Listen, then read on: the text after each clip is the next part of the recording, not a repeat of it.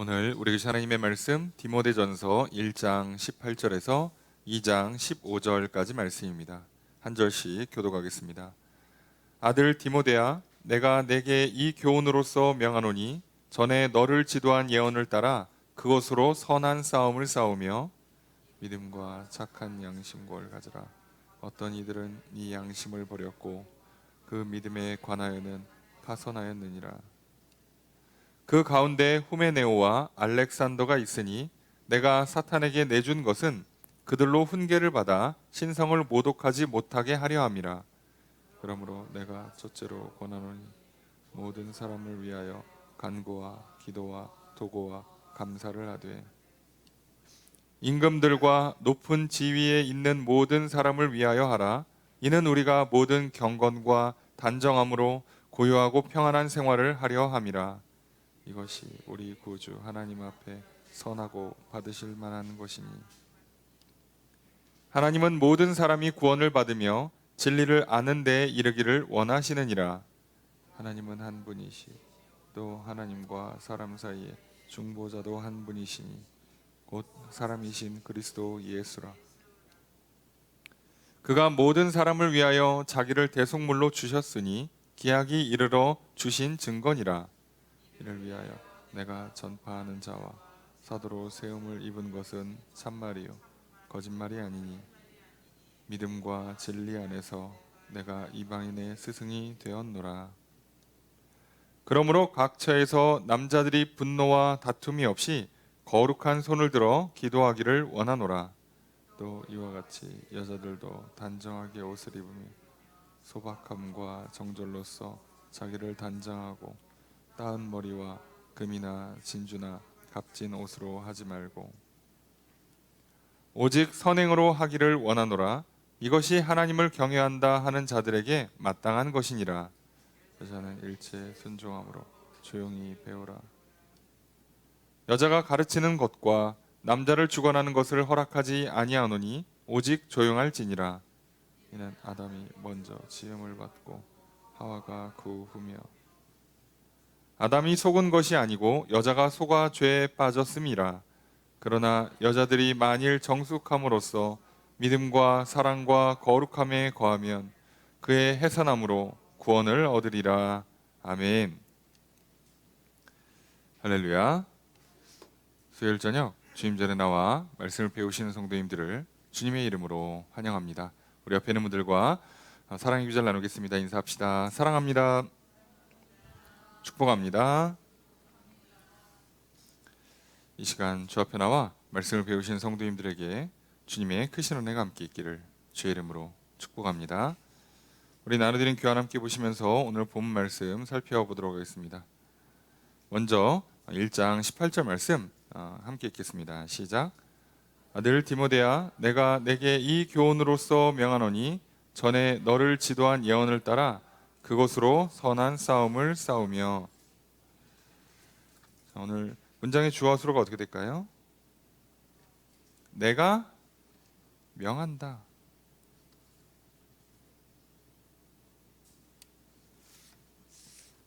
자, 명하는 내용이 뭐예요?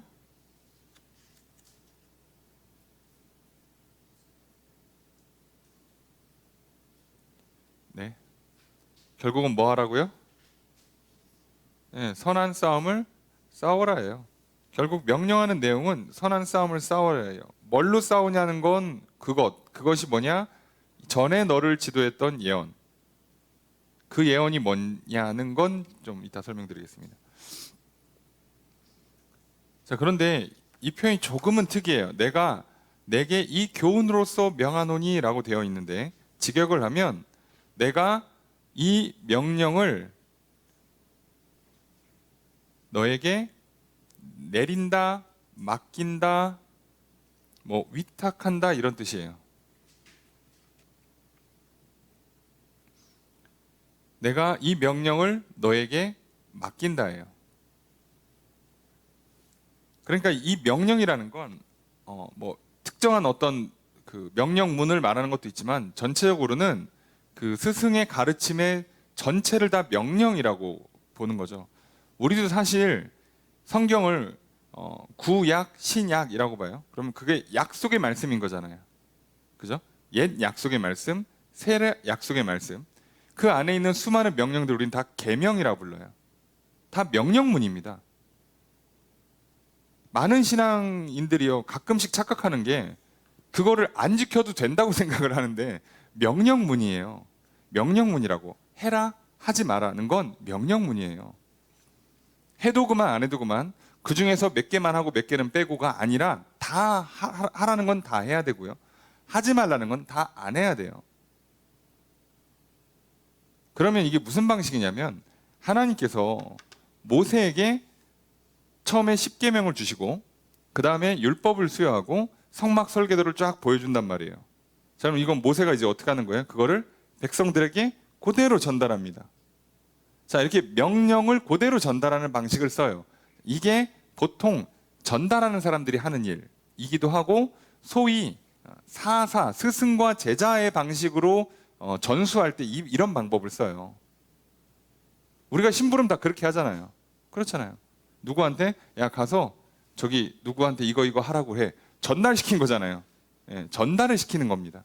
그렇기 때문에 이렇게 지금 바울이 디모데한테 내가 명령한 것 지켜라고 한다는 건 너를 나의 뭘로 삼겠다는 거예요?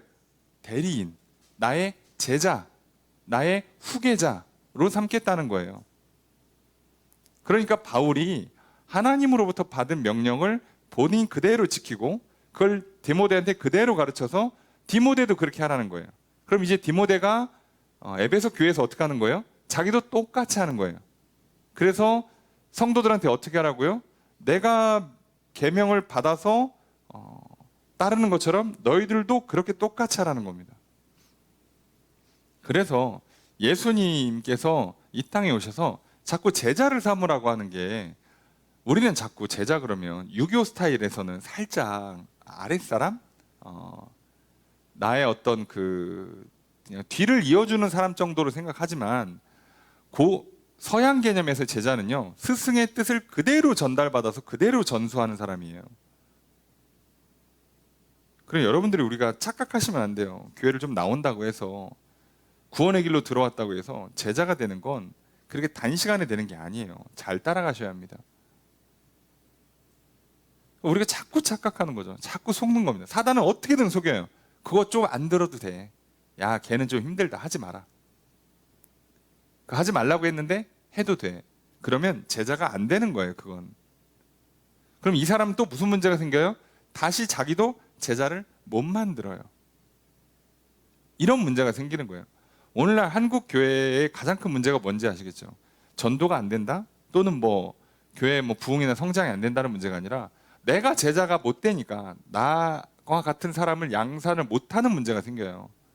그럼 이게 어떤 악순환이 되냐면 내가 제자가 못 되는데 나랑 똑같이 하라고 해서 사람들을 모아오면 그 사람을 나의 제자로 삼으면 그럼 이제 무슨 문제가 생겨요? 여기는 정확히 말하면 하나님의 나라, 하나님의 가르침이 그대로 전달되어서 하나님의 통치가 이루어지는 하나님의 나라가 아닌 게 되죠. 사람은 많이 모였어요. 간판은 교회라고 달았는데 안 된다고. 그렇잖아요. 우리도 학교에서 가르쳐줬어. 그래서 의사를 이렇게 면허를 주고 라이센스를 딱 줬어요. 가서 현장에 나가면 환자한테 이거 그대로 해야 되라고 해서 보내줬는데 이 사람이 가서는 자기 맘대로 해요. 그럼 우리는 어떻게 합니까? 라이센스를 박탈하죠. 의사 맘대로 하면 안 돼요. 박탈당합니다. 그렇게 하는 거예요. 제자를 만드는 방식이 이거예요. 자, 디모데한테 지금 내가 너한테 이 명령을 맡긴다. 자, 그러면 그 명령을 맡기는데 왜 이제 명령을 맡기면서 앞으로 이렇게 해라라고 이제 여러 가지 교훈들을 줄 거예요. 그 디모데 전서는 디모데가 에베소에서 사역을 하면서 목회 현장에서 본인이 어떻게 해야 되는지, 성도들을 어떻게 세워야 되는지, 남자는 여자는 늙은이는 젊은이는 장로는 감독은 어떻게 세우네, 이런 게 다 나오잖아요. 교회에 어떤 문제들이 있을 때는 이렇게 처리해라라고 알려주잖아요. 자, 이거 그대로 하라는 얘기예요. 그 얘기는 바울도 그렇게 했다는 얘기고 너도 그렇게 하라는 얘기죠. 자, 그러면 자, 뭐라고 얘기하냐? 왜 이렇게 명령을 시키냐? 전에 너에 관한 예언을 따라서 선한 싸움을 싸우라고 명령을 하는 거죠. 자, 선한 싸움을 싸우라. 명령을 내려요. 싸움을 싸우는 겁니다. 영적인 전쟁을 하라는 얘기예요. 선한 싸움이라는 표현이. 영적 전쟁을 하라는 건데, 이 영적 전쟁을 하는데 어떤 방식으로 하냐? 다른 성경에서는 보통 우리 이 영적 전쟁을 뭘로 많이 하냐면 그 전신갑주 방식으로 무장을 시키잖아요. 근데 이제 그 뒤에 이제 뒤에 모으면 기도만 많이 가르쳐 주는데 여기서는 많이 안 가르쳐 주고. 근데 여기서는 그 기본이 뭐냐? 너를 지도한 예언이에요. 왜 예언이라는 표현을 썼냐면 사람들은 디모데가 사역자로서 안수를 받고 공인받을 때 그때 이제 예언 기도를 받는 그 당시에 전통이 있었습니다. 그 예언 기도를 받은 내용을 가지고 목회를 열심히 해라. 뭐 이렇게 해석하는 경우도 있는데요. 보통은 그렇게 해석 안 하고 제일 건전한 해석은 뭐냐면 바울도 하나님 말씀을 들은 게 사실상 예언으로 들은 거예요. 따지고 보면. 그렇죠. 직접 만난 적이 없잖아. 그러면 예수님께서 말씀하셨다고 기록된 말씀들 제외하고는요, 바울도 다 예언으로 받고 있어요. 하나님 직접 오셔서 다메섹 도상에서 만나주시고, 그리고 사역할 때마다 야 저기 에베소로 가라, 이제 에베소에서 떠나라, 다 예언으로 가르쳐주고 있단 말이에요. 그걸 그대로 하고 있는 거예요. 디모데도 똑같이. 그렇게 하나님 말씀하신 거 그대로 듣고 싸우란 얘기예요. 그러니까 이게 말이 좋아서 그렇지 예언 기도 받고 또는 예언을 환상을 보고 영적 전쟁을 싸우라고 하면 오해하기가 굉장히 쉽고요. 잘못하면 이단되기 쉽습니다. 그건 좀 위험한 방식이에요. 그래서 이것도요, 굳이 압축을 하면요, 뭐 하는 게요? 말씀으로 영적 전쟁을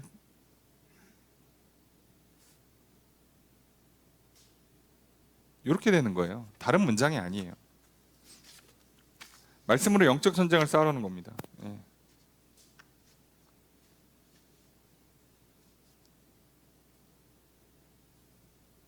자, 그럼 이제 우리는 영적 전쟁이 뭐예요? 라는 이제 질문이 떠오르겠죠. 여러분들은 영적 전쟁을 무엇이라고 생각하십니까? 뭐 이렇게 신앙생활 하는 게 영적 전쟁이지 뭐. 내적 갈등, 양심의 갈등, 도덕적인 어떤 삶을 놓고 이렇게 고민하는 거, 그런 거 아니에요. 속지 마십시오. 우리가 그동안 영적 전쟁을 잘 치루 오셨다라고 생각을 하지만 오늘 말씀을 통해서 조금 더 확실하게 알았으면 좋겠습니다. 바울은 특성상 해당하는 내용을 바로 뒤에 붙이는 경우가 거의 대부분입니다. 자, 그러니까 여기서 예언을 따라 선한 싸움을 싸우라에 조금 더 구체적인 실천 방안, 디테일한 내용은 바로 뒤에 나오는 19절 첫 번째 문장이에요. 함께 읽습니다. 시작.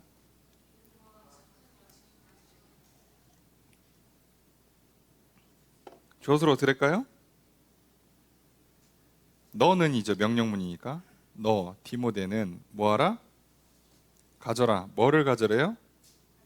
믿음과 착한 양심을 가져라.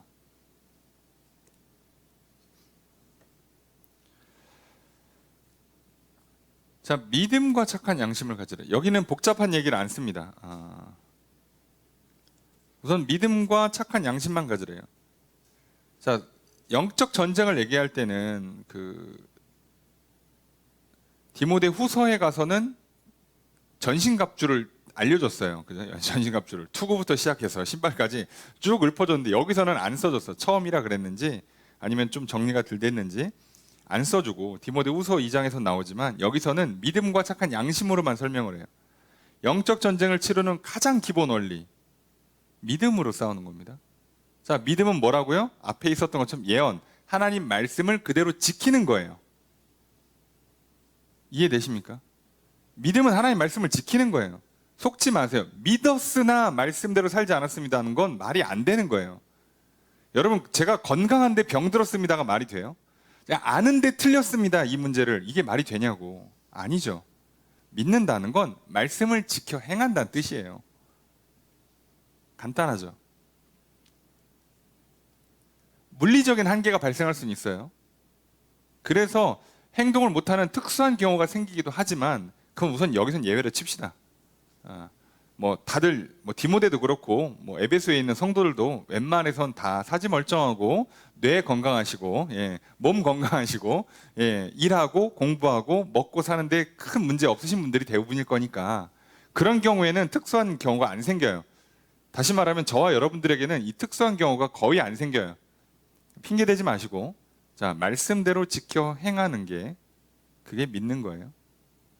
그렇죠? 어렵게 해석하지 맙시다. 믿음을 영적 상태라고 보통 표현하도록 해서 내 영의 믿음, 하나님을 향한 신뢰가 있으면 내 생각이 하나님의 뜻대로 맞아 들어가고 내 마음이 하나님의 뜻대로 좋다 해야지라고 의지와 정서가 따라오더라고. 그럼 당연히 입이 말이 바뀌고 행동이 바뀌어서 결과적으로는 믿음이 있으면 진짜 크게 문제 생기는 특수한 케이스들, 병든 케이스 아닌 다음에 웬만하면 다 해요. 순종합니다. 속지 마세요. 건강하면 웬만하면 감기 이겨요. 간단하죠. 내 안에 면역력이 충분하면 무슨 코로나같이 이건 뭐 난생 처음 보는 면역 체계가 없는 애들 그런 거 말고 신종 뭐 바이러스 이런 거 말고 어지간한 우리 삶의 간단한 감기들은요. 우리가 면역력이 강하면 금방 이기거나 애상도 걸리지도 않아요. 당연한 거죠. 자, 그럼 왜 여기에 양심을 붙였는가? 이 믿음을 갖고 갔는데 또는 믿음을 갖고 그 믿음으로 행함으로 옮겨지는데 제일 중심 역할을 해주는 것 중에 하나가 양심이에요. 무슨 얘기냐면 맨 처음에 뭐 시간상 다 설명은 못 드립니다만 사람이 하나님 믿기 전에 하나님 앞에 처음 나갈 때 그죠? 아직 예수님 몰라요. 이 사람이 처음 내가 죄를 졌다는 걸 인식할 수 있게 만들어주는 장치는 딱 하나밖에 없어요. 양심. 이 양심이라는 기능이요. 도대체 인간에게 어떻게 학습되어 있는지, 어떻게 또는 유전되었는지, 어떻게 발현되고 있는지 아직도 아무도 몰라요. 연구해봐도 안 나옵니다. 뇌 어느 부위가 활성화되면 양심이 기능하고 있다. 이런 거 몰라요. 그런 거 없이 그냥 자동으로 작동됩니다. 왜요? 이거 사실 우리 영혼에서 움직이는 일이라서. 그러니까 이거 주로 누가 하시냐면 성령님이 하세요. 성령님이 양심을 딱 찔러요. 그 모르는 상태에서 찌르면 보통 양심을 찌른다고 표현하고요. 뭘 좀 알게 되면 빛을 비춘다는 표현을 써요. 같은 말이에요. 결과적으로 양심을 찌른다는 주로 우리 마음, 의지 정서의 주력 때리는 거고요. 깨달음을 주는 건 빛을 비춘다는 표현을 많이 써요. 성령님이 하시는 겁니다. 빛을 비추시든 양심을 찌르시든 하시는데 그래서 맨 처음 뭐를 느끼는 거예요? 순간적으로 이유 없이 자기가 이건 죄구나. 뜨끔하는 현상이 일어나요. 직관으로 들어오죠. 그런데 자, 이 양심을 따라가면 어떤 현상이 일어나요? 죄를 멈추죠. 여기서. 내가 찔림을 받는데 진짜 오늘 밤에 죽으면 지옥 갈 것 같은 거야. 자, 그거를 따라가면 어떻게 해요? 찾겠죠. 구원이 어디 있을까? 이 문제를 어떻게 풀까? 자, 그렇게 해서 하나님은 어떻게 한다고요? 예수님으로 끌고 가는 거예요. 성령님께서. 이게 믿음을 시작하게 만드는 양심의 기능이죠. 양심을 써서. 그 다음에 믿는 사람들한테는요, 또 똑같아요.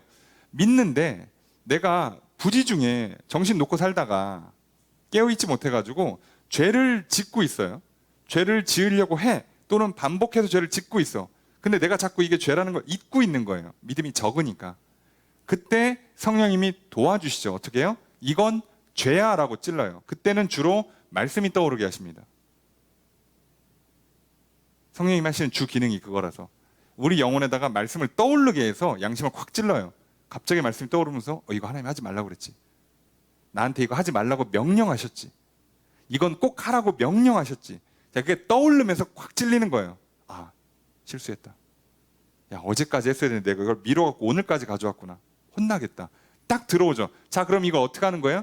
그때 양심의 가책을 받아들여서 또는 따라서 하면 어떻게 된다고요? 멈추겠죠. 이해되시죠? 또는 하나님께서 이걸 하라라는 걸 딱 떠올리게 하시면 그걸 하겠죠. 순종하겠죠. 순종을 하든가 죄를 끊든가 하는 일이 일어난다고요. 자, 이게 양심과 믿음이 이렇게 직결되어 있어요. 구조적으로. 자, 그런데 양심을 찌르는데 양심은 어떤 특성이 있냐면 오래 안 가요. 한 3초쯤 가나? 뜨끔했는데 어이 하면 이제 사라져요. 자, 그래서 외면이 가능합니다. 무시할 수 있어요. 부정을 할 수 있다고. 그러니까 여러분, 양심에 찔리면 다 사람들이 그 죄책감 갖고 그러는 거 아니에요. 하나님은 인간에게 자유를 주신 거예요. 나는 양심을 찔러서 너한테 알려는 줄게. 선택은 네가 해 라는 뜻이에요. 자, 근데 그 양심을 찔러 줬을 때, 그러니까 하나님은 은혜를 베풀어 준 거죠. 죄라는 걸 알게 하고 뭘 해야 되는지 선을, 진리를 알게 하셨어요. 알게 하셨어. 그런데 그걸 내가 받아들이고 따라갈지는 내 몫이란 말이에요. 여기서부터는. 자, 여기서 내가 따라가면 하나님 잘했다고 예수님께로 끌고 와주시고 저 믿음을 더해주시고 그저 용서해주시고 하는 은혜를 계속 베풀어 주는데, 여기서 내가 양심을 거절해요. 외면한다. 그럼 어떤 일이 생겨요? 하나님의 은혜가 여기서 중단됩니다. 더 이상 안 주죠. 그죠? 거절했는데 어떻게? 한번 또 했는데 또 거절해. 계속 거절을 하면 어떤 현상이 일어나냐? 하나님께서 장기간 은혜를 거둬가는 현상이 일어나요. 또는 굉장히 강력하게 양심을 무한 반복해서 거절하잖아요. 계속 양심을 거절하고 외면을 계속 반복하면 사람 몸에 특성이 하나 생기면서 무감각이 생겨요. 양심 없음이 생겨요.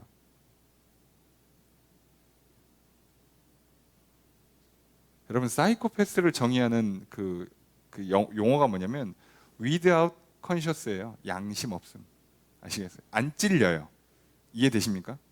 그래서 사이코패스들은요, 남이 고통당하는 거에선 아무 반응을 안 해요. 그래서. 근데 놀랍게도 자기 아픈 건 정말 정확하게 반응합니다. 자, 주가 조작 뭐 터졌죠? 늘 터지지만 늘 터져요. 근데 희한하죠. 자기 때문에 엄청난 피해를 본 사람들이 있는데 사과 안 하죠. 그런데 사람들이 거기다 대고 공격을 해요. 그죠? 댓글 달고 그건 뭐라고 그래요? 나 상처받았어? 인격모독이야? 고발합니다. 이상하죠. 아니, 당신이 피해자가 아니고가 중요한 게 아니라 나 때문에 피해를 본 사람이 있으면 응당 죄송합니다 해야 돼요. 그런데 나 또한 피해자입니다라고 해야죠. 나도 피해를 봤어. 나도 돈이 손해를 받고 니들도 손해봤어. 둘 다 손해봤으니까 같은 사람이 아니에요. 왜요? 나는 그 원인 제공을 한 사람이라니까. 그럼 사과를 해야 마땅하지. 근데 나도 피해자인데 왜 나한테 뭐라 그러냐 그래놓고 자기를 비난한 사람들은 고소고발해요. 자, 양심 없음. 이해되십니까? 남이 내 잘못을 지적하면 막 길길이 날뛰고 너는 뭐 그러냐고 그래놓고 그거 못 받아들여요. 그죠? 양심 없음. 근데 남이 조금만 잘못해봐 그냥 뭐 이렇게 쉬지 않고 하죠. 저거 뭐 천벌 받아야 된다고, 저런 것들 때문에 나라가 망한다고. 양심 없음. 자, 그래서 이거 굉장히 중요한 게 됩니다. 여러분들, 양심의 가책을 오늘 하루 살면서 많이 느끼셨으면 좋은 거예요. 이거 나쁜 게 아닙니다. 여러분 상태가 좋으신 겁니다. 하나님은 은혜를 베풀어 주고 계시고 여러분을 받고 그 와중에 뭐 다 안 받을 수는 있겠지만 그래도 나름 잘 되고 있는 거예요. 근데 오늘 하루 종일 있는데 하나님이 나에게 뭔가 진리를 깨닫게 하는 일이나 죄를 깨닫게 하는 일이 없다. 양심이 찔리거나 번뜩이는 일이 없다. 별로. 여러분 조금 심각한 신호로 받으셔야 돼요. 대부분 그러면 상태가 많이 나쁜 겁니다. 그래서 여러분이 성경을 읽으실 때 자꾸 찔려야 돼요. 불편하셔야 돼. 그래야 잘 읽고 있는 거예요. 읽는데 다윗은 왜 그러냐 이렇게 읽잖아요. 양심 없음이 되는 거예요. 신기하게도. 여러분 절대 믿음이 안 생깁니다. 그렇게 읽어선. 그땐 그냥 무릎 꿇으시는 게 나아요. 아, 하나님 제가 상태가 많이 안 좋은 것 같습니다. 막 그 소돔과 고모라가 막 그게 유황불에 막 불타서 죽고 있는데 아유 잘 탄다 잘 탄다. 아유 나는 죄 안 졌어 이러고 있다. 그 장면이 막 섬뜩하게 다가오질 않는다. 양심 없어. 제 기능을 못 하고 있는 거예요. 그렇잖아요. 제 기능을 하는 게 건강한 거죠. 양심에 콕콕 찔리니까 그게 기분 나쁠 게 아니라 건강한 거예요. 하나님은 우리가 죄를 짓는 것 자체를 불쌍히 여겨주세요. 하나님 항상 뭐를 문제 삼는다고? 회개하지 않는 것, 돌이키지 않는 걸 문제 삼지 죄 짓는 건 어쩔 수 없다는 거 아세요. 근데 그거를 죄를 인식하게 만들어주고 끊을 수 있게 도와주고 기회를 계속 주는데 계속 거절한다. 자, 이때부터는 어떻게 되는 거예요? 여기는 양심 없음. 그러면 구조적으로 믿음 없음. 믿음이 약해지고 하나님과 관계는 점점 멀어지고, 자, 그러면 은혜는 거둬지고 이제 진노가 쌓이고 심판이 오겠죠. 이때부터는 이제 굳이 말하지 않겠습니다. 살면서 평생에 단 한 번 경험하지 않기를 주의 이름으로 축복합니다. 그러니 바울이 디모데한테 하는 것처럼 우리는 뭐 하면 된다고요? 믿음과 양심을 갖고 있으면 돼요. 아시겠어요? 이해되십니까? 갖고 있으면 돼요. 어떻게 한다고요? 싸우면 된다고요. 그 양심에 찔림이 왔을 때, 진리를 번뜩여서 알려주는 일이 있을 때, 죄를 알려주는 일이 있을 때 그걸 받아들여서 싸우라고요. 이해되십니까? 양심을 찌르는 성령님과 싸우지 마시고 예? 예? 그 찔러준 거, 그 문제를 놓고 싸우라고. 이 죄는 끊자. 하나님 기뻐하시는 일을 하자. 자, 이렇게 하는 거예요. 자, 문제는 이걸 안 하는 사람들이 있을 거라고 그랬죠. 자, 19절의 두 번째 문장 있습니다. 시작.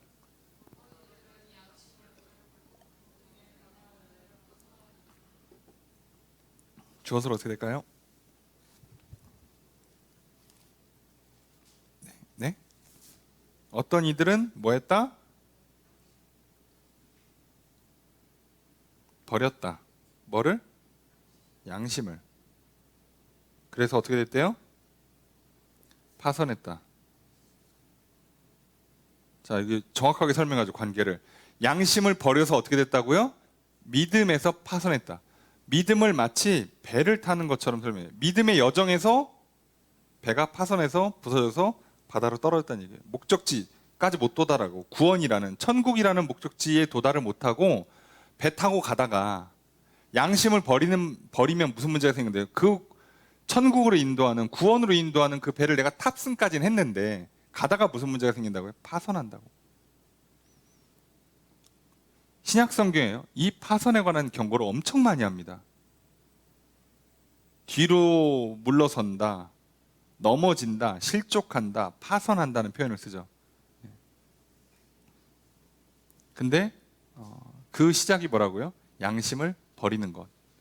그 양심을 버리는 거의 전 단계 뭐라고요? 말을 아예 안 듣는 것. 귀를 막아버리는 것. 네. 그래서 이런 상태가 됐을 때 하나님은 이들을 뭐라고 평가해요?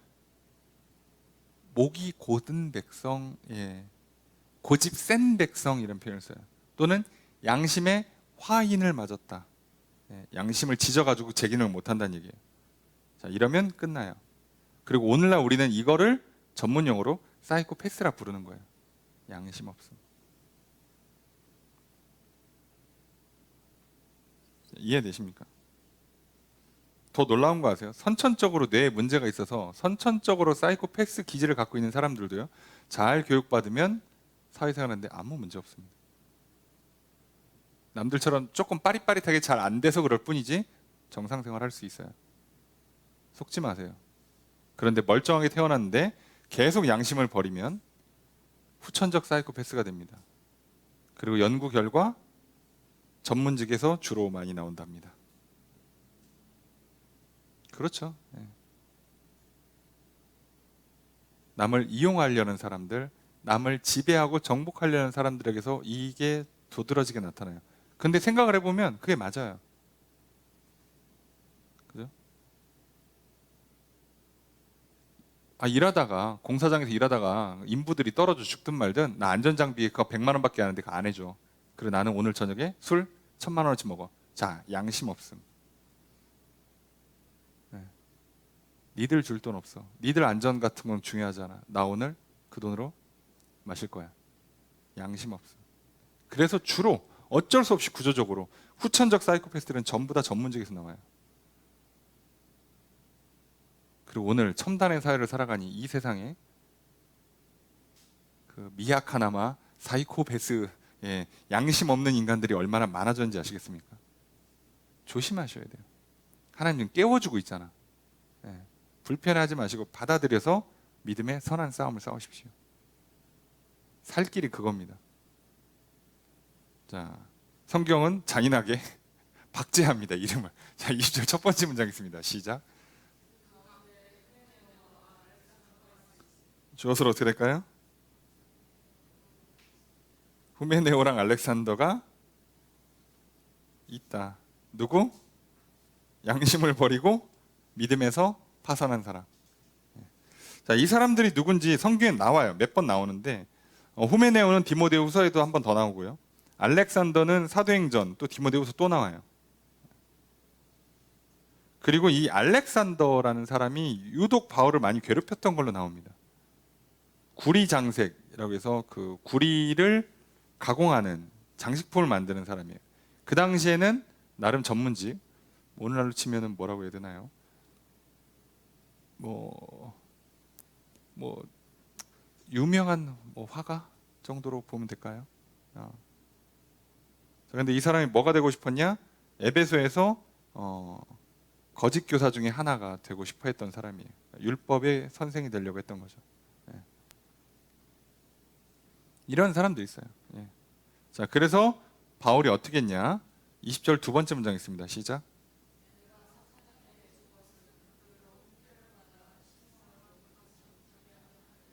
주어서로 어떻게 될까요? 내가 그냥 내주었다예요. 내가 내주었다. 내주었다. 전달입니다. 전달. 그냥 보내드린 거예요. 예. 넘겨준 겁니다. 넘겨준 거예요. 자, 이 사람들을 누구한테? 사단에게. 아니, 바울은 어떻게 사단이랑 평소에 알고 지내길래 이걸 전달해 주나? 그 뜻이 아니고요. 교회에서 출교시키는 것을 하나님께로부터 완전히 버린다는 의미에서 사단에게 준다라는 표현을 써요. 고대에는. 그러니까 이거 교회에서 출교시켰다는 뜻입니다. 그래서 이거는 결과적으로는 출교란 뜻이에요. 그럼 왜 출교라는 심한 벌을 줬는가? 그들이 훈계를 받아서 신성모독 못하게. 무슨 문제냐면 더 이상 신성모독을 못하게 만들려고 한 거예요. 근데 어떤 방식으로? 훈계. 훈계라고 돼 있지만 징계입니다. 벌 받아서. 정신 못 차리면 어떻게 돼요? 정신이 번뜩이게 한번 혼내켜야 돼요. 그래서 우리 치면 어떻게 되는 건가요? 애가 집에서 막 엄마 아빠 말 안 듣고 막 저기 막 뭐 밥 투정하고 막 떼를 쓴다? 어떻게 하는 거예요? 한번 쫓는 겁니다. 그래서 확실하게 하는 거예요. 들어올 거면, 이 집에 와서 살 거면 엄마 아빠 말 듣고 반찬 투정하지 말고 용돈 주는 대로 받고, 싫으면 나가. 자, 이렇게 벌을 내리면서 기회를 주는 겁니다. 회복할 수 있도록. 바울을 완전히 죽인 게 아니에요. 여러분 늘 기억하세요. 하나님은 한 번에 죽이는 경우 극히 드물어요. 웬만해서는 그렇게 안 하십니다. 기본적으로는 살리는 걸 목적으로 하세요. 자꾸 성경에 막 전쟁 나오고 진멸 나오고 막 벌 내리고 불 나오고 막 이러니까 무섭지만, 그 맥락이라는 걸 읽어야지. 아니 뭐 한국에 사형제도 없으니까 뭐 천국이야 이 동네? 여기 지금 지옥으로 가고 있어요 이 나라. 그렇잖아요. 그러니까 무슨 사형제도가 있냐 없냐가 아니라 그런 식으로 보는 게 아니에요. 하나님이 막 벌을 세게 내렸냐 이게 중요한 게 아니라 어떤 과정을 통해서 어떤 경우에 벌을 내리는 걸 봐야죠. 그렇게 볼 때 지금 바울은요 출교라는 징계를 했어요. 자, 가르침을 제대로 따를 거면 들어오고 아니면 나가요. 자, 근데 이건 바울이 디모데한테 너도 이렇게 하라고 가르치는 것도 있지만, 바울도 그렇게 했지만 중요한 건 하나님이 이렇게 하세요. 몇 번 말로 했는데, 양심을 찌르고 가르쳐주고 도와주고 했는데 안 한다? 그럼 그때는요 이런 정도의 벌이 가요. 출교. 하나님 싹 끊어버리는 겁니다. 그럼 이제부터 은혜가 거절되겠죠? 처음엔 뭐 양심 찌르는 것도 없고 그저 막 떠오르는 것도 없고 옆에 와서 잔소리하는 사람도 없으니까 처음엔 좋아요. 일 잘 풀리는 것처럼 보일 겁니다. 그러다가 은혜가 없기 때문에 오는 필연적인 소위 저주가 임해요. 죽음의 그늘이 이제 오기 시작합니다. 인생의 문제가 심각해지기 시작해요. 자, 그때 결단을 해야겠죠. 살라면 들어와야 돼. 아니면 알아서 사는 거야. 이제 할 수 없어. 하나님도 뭐라고요? 내 말 안 들을 거면 광야에서 니들끼리 가.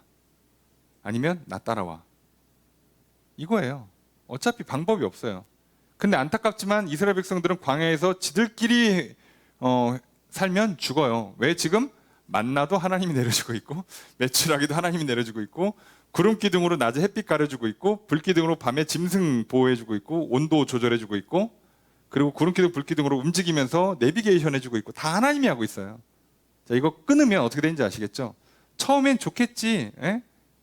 늦잠 자도 뭐라고 안 하지. 왜? 그 아침에 해 뜨면 만나 사라지거든. 그 안에 가서 퍼와야 된단 말이에요. 토요일 날은 2배로 퍼와야 돼. 일요일 안 나오거든.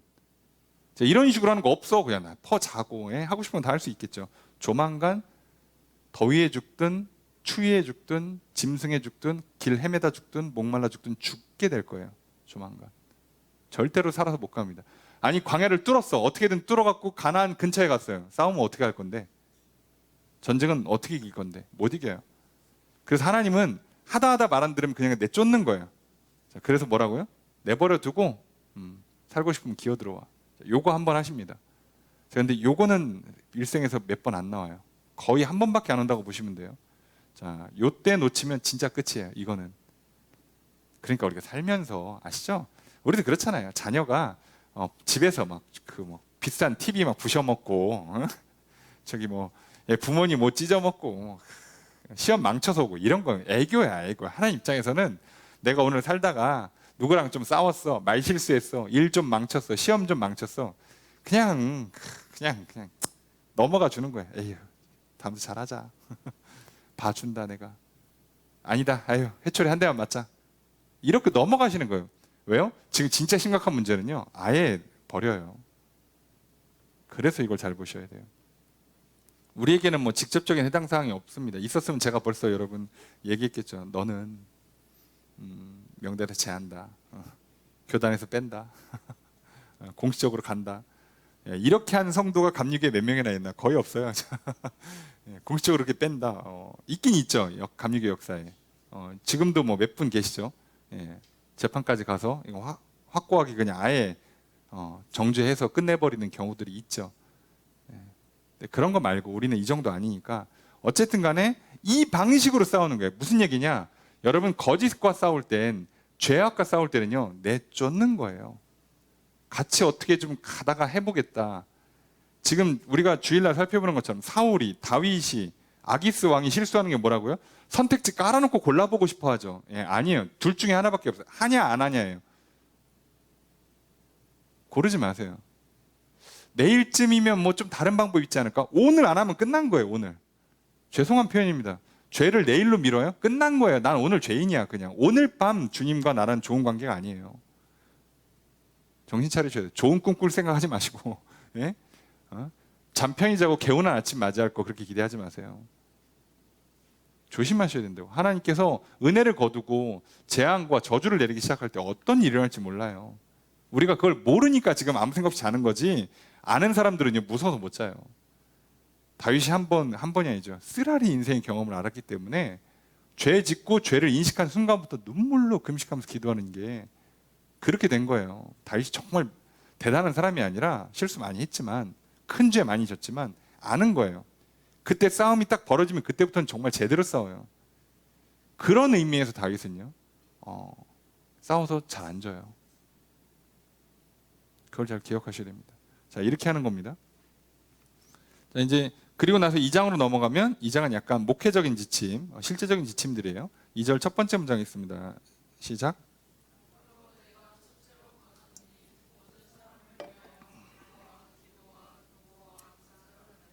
주어서로 어떻게 될까요? 내가 권한다. 그죠? 자, 여기 지금 빠져 있는데요. 모든 것보다 첫 번째로예요. 이걸 왜 뺐는지 모르겠어요. 모든 것보다가 단어가 있어요. 모든이란 단어가 있는데 얘를 지금 번역을 안 했는데 모든 것보다 첫 번째예요. 것 중에서 첫째로 권하는 것. 여러 가지 있지만 그 중에 제일 중요하다고, 제일 먼저 얘기하고 싶은 게 뭐냐? 기도하라예요. 자, 그래서 그 기도를 4개로 설명합니다.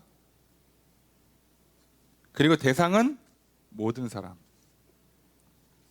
자, 그래서 사실 디모데전서 2장 1절에서 초반부 8절까지인가요? 7절까지는 주제가 기도예요.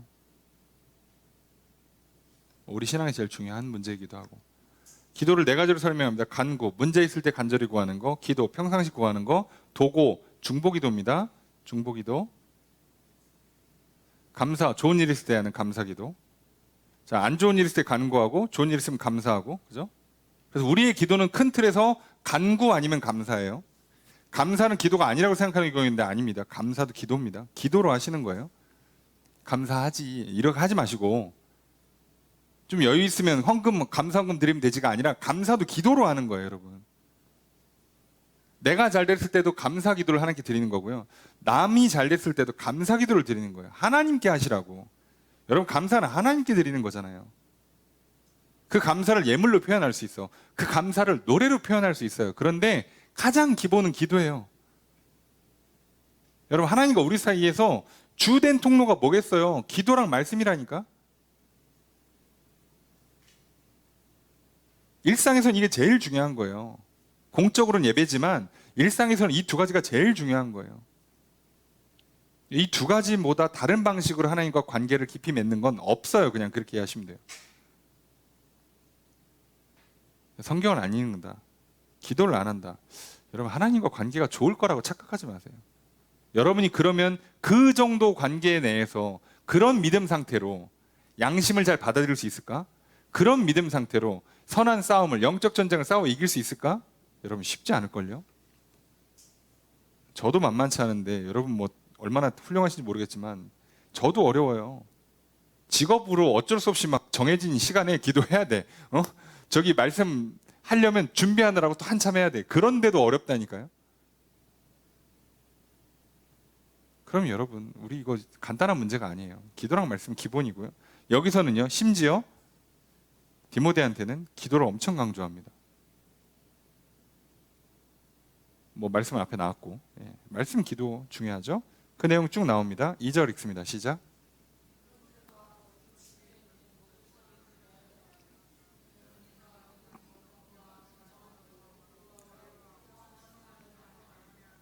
주어서로 어떻게 될까요? 계속 명령문이니까 너는입니다. 너는 뭐하라? 해라.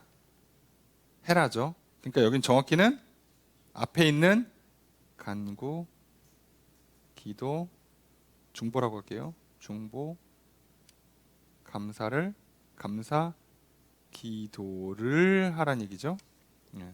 역시나 모든 사람인데 이번엔 조금 특징을 하나 줘줬어요. 누구?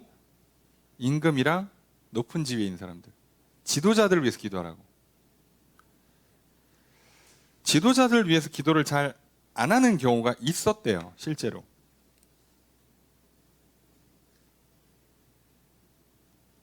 그냥 왜 그랬냐? 이 당시 지도자 누구겠어요? 우선 황제. 그죠? 벌써 어떤 느낌이냐, 이게 싫어. 마음에 안 들어요. 나를 괴롭히고 있어. 기도를 안 하는 거예요. 그러니까 아니요, 그래도 기도하라고. 그럼 대통령이 그 내 정치적 성향과 안 맞아요? 그래도 기도하시라고. 사장님이 내 스타일이 아니에요? 기도하시라고요. 왜요? 그분을 위해서 기도하는 것도 물론 좋아요. 좋은데 1차 목적은, 이유가 뭐래요? 이는 우리가 모든 경건과 단정함으로 고요하고 평안한 생활을 하려고.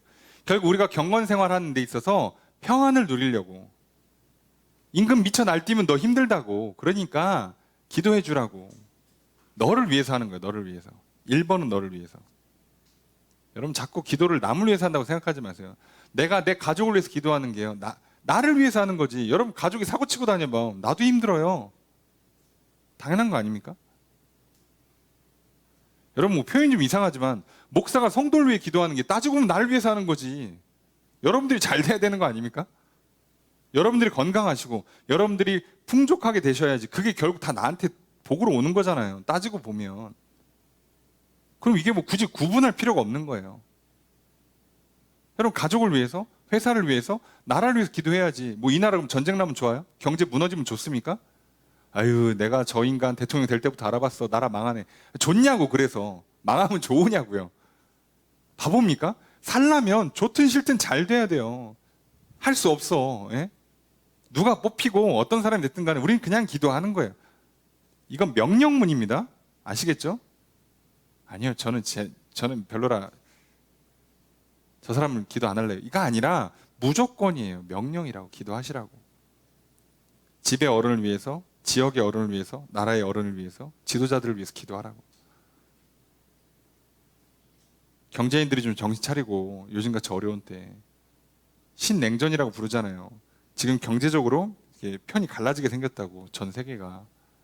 이게 간단한 문제가 아니에요. 그동안 지구촌 하면서 무역하면서 했고, 우리나라는 그걸로 돈을 버는 나라란 말이야. 여기 잘못 휘말리면 죽어요, 진짜. 우리는 별 힘이 없어요, 여러분 생각하는 것보다. 여기까지 온 거 기적이라 그러니까. 마땅히 우리 이렇게 누리는 게 아니라 기적이에요, 여러분. 그러니까 감사하고 간구해야지. 우리가 자원이 있어, 뭐가 있어. 그나마 우리의 자원이라고 할 거는 똑똑한 국민들, 예? 열심히 머리 좋고 성실하게 일하는 국민들인데, 애도 안 낳잖아 지금. 어떡하자는 거야.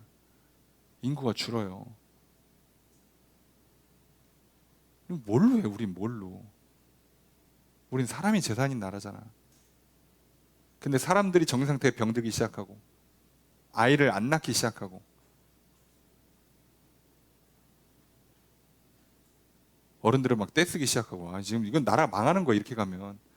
세대 간의 갈등이 생기고, 예, 남녀 간의 갈등이 생긴다고. 제가 그 사람들이 제일 나쁘다 그랬잖아요. 제일 나쁜 사람들이에요, 진짜. 나라 망치는 거. 여러분, 적은 항상 내부에 있는 거예요. 우리가 실제로 싸워야 될 적들은 바깥에 있는데 왜 내부에서 분탕질을 시키냐고. 마음에 안 들어도 같이 가야 됩니다. 네. 이게 뭐 하는 거예요? 자, 그래서 기도하라니까. 남 위해서 하는 거 아닙니까? 나의 평안을 위해서 하십시오. 속지 마세요. 여러분, 남 위해서 기도해 주는 거 아니에요. 나 위해서 하는 겁니다. 그리고 3절 읽습니다. 시작.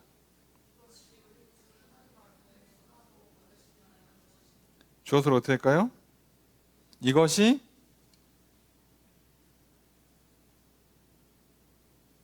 선하다, 받을 실만하다. 이다인데, 선한 것이다, 받을 만한 것이다. 이게 뭐예요? 이게 큰 틀에서 모든 사람을 위해서 기도하는 것. 이해되십니까?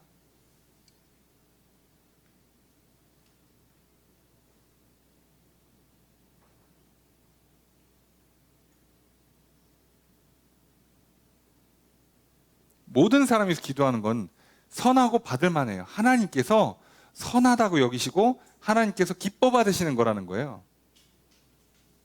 자, 이유는 바로 뒤에 설명이 나오겠죠, 또. 이해되십니까? 자, 모든 사람을 위해서 기도하는 건 하나님 앞에서 선한 거고 하나님 기뻐 받으시는 거래요. 이유는 4절입니다. 함께 읽습니다. 시작.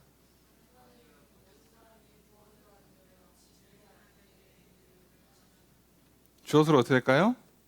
하나님은 원하신다. 뭐를? 요 내용, 그죠? 모든 사람이 구원받고 진리를 알게 되는 걸 원하시는 분이야. 그러니까 그걸 위해서 우리가 기도를 하고 있으니 하나님 기뻐하시지. 그죠? 하나님의 뜻에 맞죠. 그럼 된 거잖아요. 그러니까 이 우리가 모든 사람을 기도하는 건 나를 위해서 하는 거고 하나님께서 기뻐 받으시기 때문에 하는 거예요. 그러니까 속지 마세요. 남을 위해 하는 거 아닙니다. 정신 차리세요. 네. 여러분이 교회를 기도 많이 하시고 교회를 위해서 막 재정적으로 헌신 많이 하시고 교회 오셔가지고 막 봉사하고 막 헌신하고, 예, 성도들 막 챙겨주시고 막 청소하고 막 교회 건물 관리해 주시는 건 목사를 위해서나 옆에 있는 성도를 위해서 하는 게 아니라 나를 위해서 하는 거예요. 그래야 다른 성도들이 편안히 와서 예배를 잘 드리면서 사람들이 늘고 같이 기쁨으로 기도하고 교제해야, 그래야 내가 평안하다고. 내가 오히려 교회 와서 막 사고치고 어지럽히고 막 가가지고 목회자가 그 뒤치다거리다 지쳐가지고 예배의 퀄리티가 떨어지고 교회가 일이 잘 안 되면 내 손해라고, 내 손해. 에이, 다른 교회 가면 되지. 그 다른 교회 가서 똑같이 해봐요. 그 교회 똑같이 그렇게 되지. 그렇게 되는 거라고.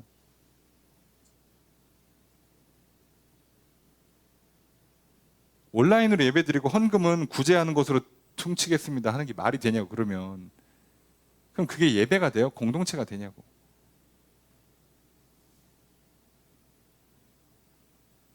속지 마세요. 하나님께서 명령이라니까, 명령. 교회를 세우는 것 자체가 명령이에요. 이게 해두고만 안 해두고만 시대에 따라서 이렇게 저렇게 바꿀 수 있는 게 아니라 명령이라서 무조건 하는 겁니다. 자꾸 뭐 이유를 갖다 붙이지 맙시다. 왜 이렇게 인생이 복잡해? 그 말 안 듣고 머리 쓰다가 간 사람들이 성경에 한둘이 아니에요. 여러분 제발 머리 쓰지 마세요. 여러분 하나님이 나보다 멍청하실까 설마? 몰라서 그걸 시킬 게 있어요? 하나님 뭐 잘 모르시나 본데 이거 되게 좋은 일이에요. 나 이거 하면 안 될까? 아니 모르시겠냐고 하나님께서. 예? 하나님 이거 되게 괜찮은 일인데, 좋은 기회인데, 저 사람 되게 좋은 사람인데 같이 동역하면 안 돼? 동업하면 안 될까? 사귀면 안 될까? 아니 그걸 하나님 모르시겠어 설마? 말이 됩니까? 왜 하나님 내 앞길을 인도하실 때 맡기라고 하실까요? 왜 내 인생길을 맡기라고 하실까? 하나님 나라를 잘못 골라서 태어나게 하셨습니다. 부모가 잘못 만난 것 같습니다. 시대와 지역을 잘못 만났습니다가 아니에요. 나에게 가장 좋은 걸 주셨어요. 그럼 가장 좋으라고 지금 말씀하고 계시잖아. 근데 골라? 아니 저기는 최선의 것으로 줬는데 골라? 내가? 이게 말이 돼요? 그러면 저분이 이렇게 내민 손이 이렇게 어색해지면 어떻게 하겠냐고. 여러분 입장 바꾸는 생각해 보시라고. 여러분 최고의 것이라고 준비해서 딱 갖다 놨는데 상대방이 안 받아, 거절을 해. 그럼 여러분 같으면 어떡합니까? 계속 이렇게 들고 있을 거예요? 다시 집어넣지? 은혜가 거둬들인다고. 누구 손해겠어? 생각을 해보시라고요. 누구 손해냐고. 이걸 잘 보세요. 자, 하나님께서 모든 사람을 구원받는 걸 원하시기 때문에, 그리고 구원받은 내가 평안히 살기 위해서 기도하라니까. 자, 그리고 중간에 이게 기도에 관한 내용이라고 보기에는 조금 애매한데, 진리에 관한 내용을 가르쳐 주는 것 같아요. 요 기도보다는 이 진리에 관한 내용을 이제 5절, 6절, 7절에는 좀 얘기를 해주는, 부연 설명해 주는 것으로 좀 보여요. 자, 5절 읽습니다. 시작.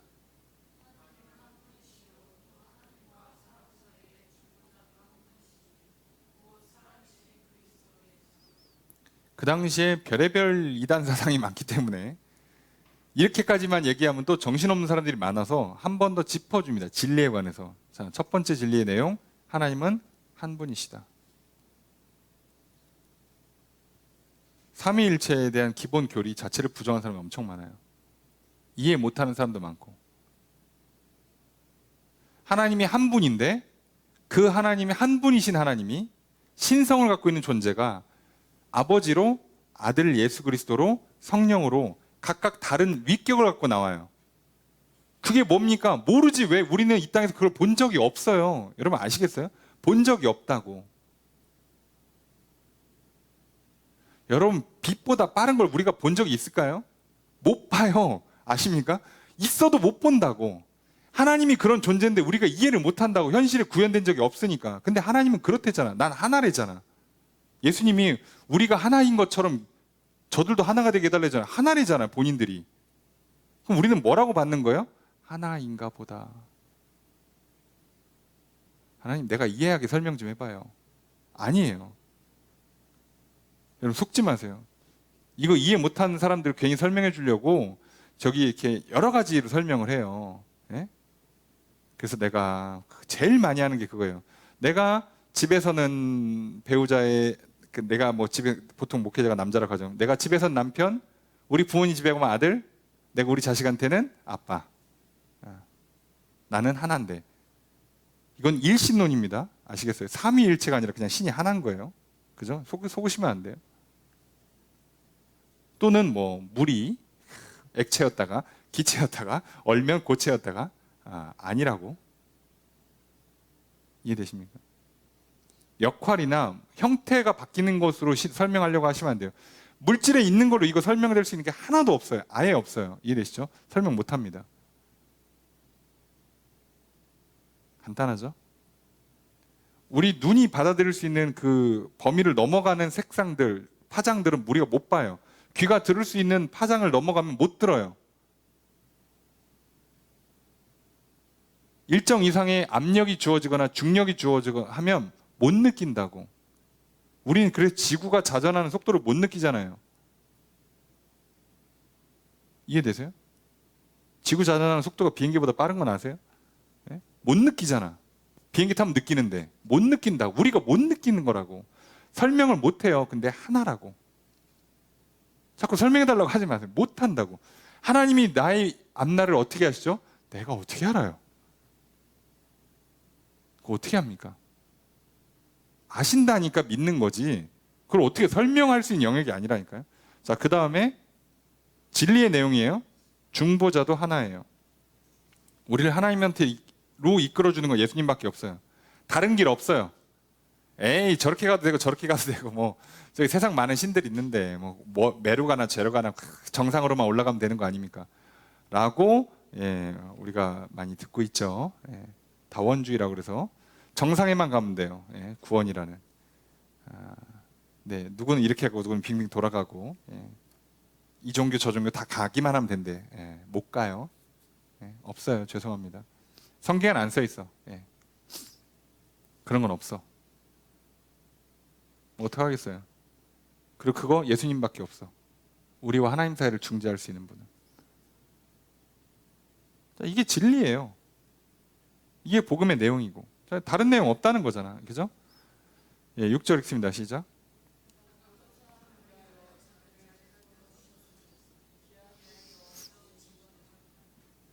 주엇을 어찌할까요?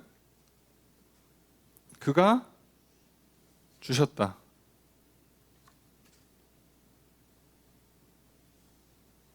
뭐를? 자기를. 대속물로. 그는 누구겠어요? 예수님. 예수님께서 자신을 주셨어요. 대속물로. 모든 사람을 위해서. 주셨어. 그럼 된 거지. 자, 이건 뭐라고요? 기약. 때가 이르러서 주신 증거. 때가 이르러서 증거, 적절한 때에 증거로 나온 거다. 자, 이건 구약에 예언되어 있고 때가 돼서 오신 거죠. 그 얘기입니다.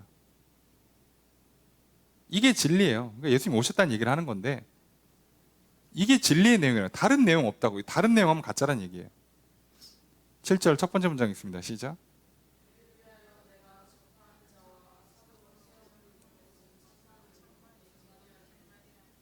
주어를 어떻게 할까요? 자, 한국말로 치면 어떻게 될까요? 내가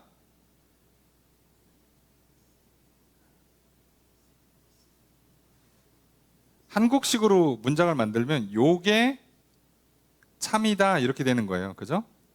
한국어 요 번역문을 우리가 다시 문장 분석을 하면 근데 원문은 주어가 내가예요. 내가 세움을 입었다. 내가 참말을 한다. 거짓말을 하지 않는다. 이런 뜻이에요. 할 수 없어요. 우리 한국어로 읽고 있으니까. 자, 내가 전하는 자랑 사도로 세움을 받았다. 그러니까 이 진리 하나님 하나, 예수님 하나님과 우리 사이에 중재자도 하나, 그분은 예수님, 예수님이 대속물로 주셔서 그 중재를 이루신 분이에요. 그리고 나는 그걸 전하는 사도로 세움 받은 거예요. 이거 진짜다. 거짓말 아니다. 이 얘기하고 있는 거예요. 그래서 7절에 두 번째 문장 있습니다. 시작. 주어를 어떻게 할까요? 내가 되었다. 뭐가 돼요? 이방인의 스승. 이방인을 가르칠 수 있는 사람이 된 거예요. 자, 강조점이 뭐겠어요? 믿음과 진리. 이해되시죠? 자, 믿음을 도와주는 걸로 양심이 있었고, 자, 진리를 부여해 주는 걸로 예언이 있었던 거죠. 자, 그렇게만 이해하시면 돼요.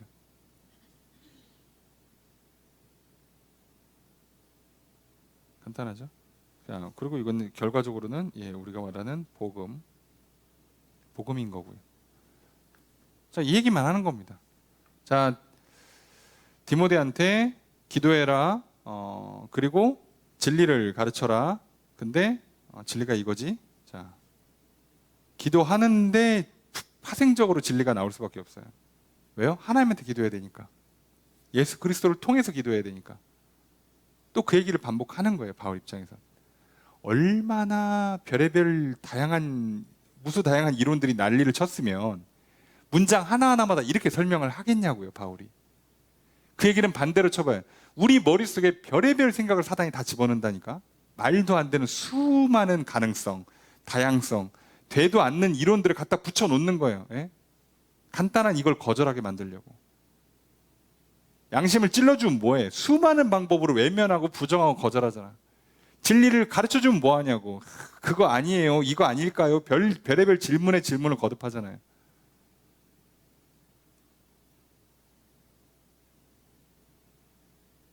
우리가 새벽에 발람 보셨죠? 발람.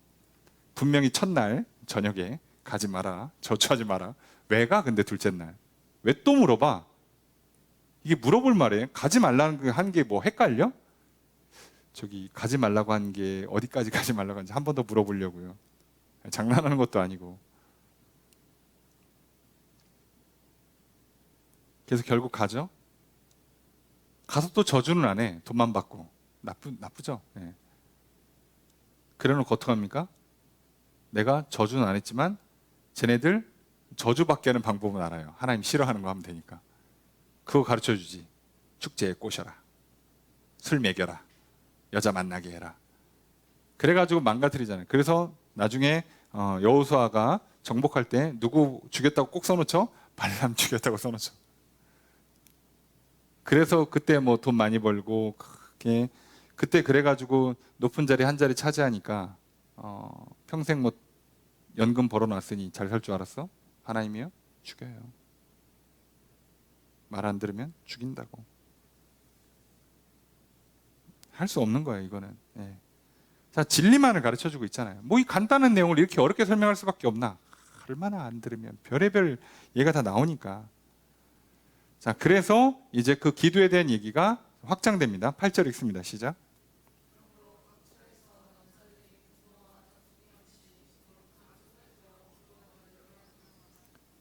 자, 주어서를 어떻게 할까요? 원하노라예요, 스스로가. 그러니까 누가 원하겠어? 나죠, 나.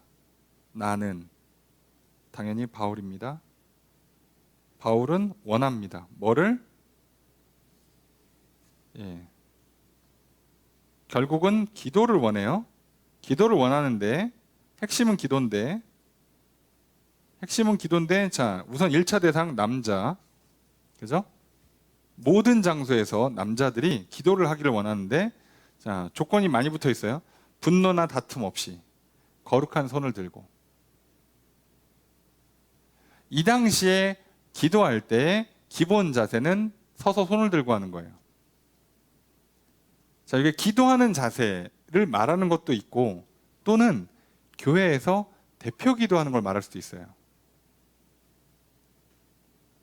둘 다 해당이 돼요. 뒤에 여자들은 기도를 못 한다는 표현이 조용히 하고 있으라는 얘기가 이거 하지 말라는 얘기거든요. 그러니까 지금 8절 이하에는요, 교회 안에서의 어떤 행동 양식을 설명을 하는 건데 남자들은요, 싸우지 말래. 기도하는 거 놓고. 기도하면서. 기도하다 보면 싸움이 나는 기현상이 일어나요. 내가 뭘 들었다. 이번 주 대표 기도는 내가 해야겠다. 싸움이 나요. 희한하죠. 기도하는데도 싸움이 나요. 예. 여러분, 전도하다가도 싸움 나고요. 봉사하다가도 싸움 납니다. 이거 내가 해야겠다. 좋은 것 같은데 싸움이 나요. 희한하죠. 예. 하지 말라는 거예요. 그런 거 없이 손을 들고. 거룩한 손을 든다는 표현이 조금 명확하지가 않아요.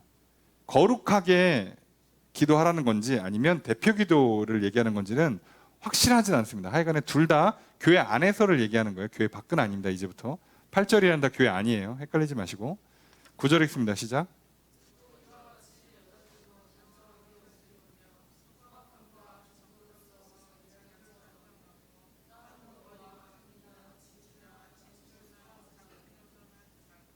주어서를 어떻게 할까요? 여자들도 자, 어떻게 해라? 입어라. 단장해라. 정확히는 단장하지 말아죠. 이렇게는 단장하지 마라. 자, 이와 같이라고 되어 있는데 마찬가지란 얘기예요. 마찬가지로 여자들도 잠깐만, 앞에 남자는 기도 얘기였는데 여기 지금 기도 얘기가 없죠. 예. 그러니까 신앙생활, 교회 안에서 행동 양식에서 남자들은 기도를 하는 자리에 올라가고 지금 여자들은 안 올라가고 있는 것으로 보여요. 그러니까 고대니까 이해하세요. 예. 그 당시에는 그럴 수밖에 없어. 2000년 전이야. 이해하셔야 돼. 예.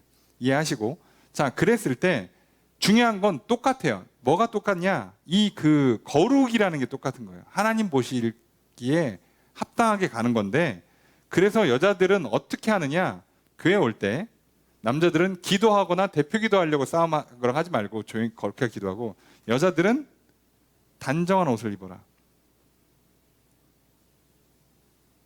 단정하게 옷을 입어라. 단정함이 굉장히 애매한 표현인 것 같아 보이지만, 단정하다는 얘기는 말 그대로 간단하다는 뜻이에요. 옷을 간단히 입으라는 얘기예요. 여자들이 교회 올 때 옷을 왜 꾸며 입겠어요? 하나님께 잘 보이려고?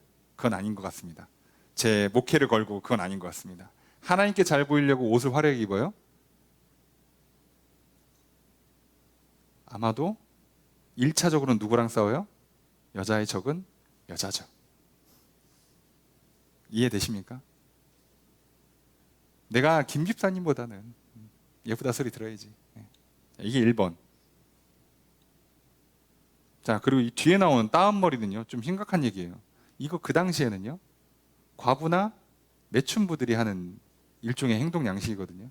나 솔로입니다. 자, 또는 몸을 팝니다를 표현하는 방법 중에 하나였어요. 교회에서 이걸 했다. 그럼 무슨 얘기예요? 형제님들, 나 솔로입니다. 돌싱입니다. 예. 나 외로워요. 이런 메시지가 돼버려요. 하지 말란 얘기예요. 금, 진주, 비싼 옷 입지 말라는 거예요. 뭘로 옷 입으래요? 소박함과 정절로 자기를 단장하래요. 소박함과 정절이라고 되어 있는데 겸손과 절제란 뜻이에요. 그러니까 그냥 큰 틀에서 그냥 아무것도 하지 말란 얘기예요. 뭐 하려고 하지 마. 교회 오는데 옷을 왜 이렇게 신경 쓰고 입고 와? 그렇잖아요. 교회 오는데 왜 옷을 신경 써요? 지난주에 입은 옷이랑 똑같은 옷을 입으면 뭔 상관이에요? 옷만 깨끗하면 되지. 왜 신경 쓰는데? 그걸 왜 신경 쓸까요? 왜?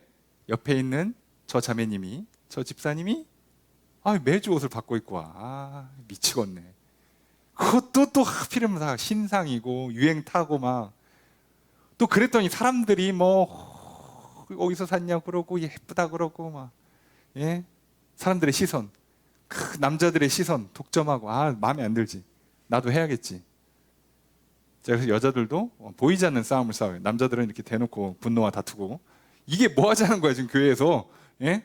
뭐 하자는 거야? 하지 말라고요. 근데 2000년 전에 지금이랑 똑같아요. 인간은 본성이. 미치겠죠. 그래서 초창기에 그 기독교는 거의 옷을 교복처럼 입혔어요. 정해줬다고. 그런다고 답이 나오나? 예, 안 나오죠. 사람 본성의 문제인데, 본질적인 문제니까, 영혼의 문제니까 잘 안 고쳐지죠. 그래서 어떻게 하라고요? 이렇게 하라고 명령하라는 거예요. 디모데가 성도들한테 이렇게 명령을 하라고. 이해되십니까? 이해가 되세요?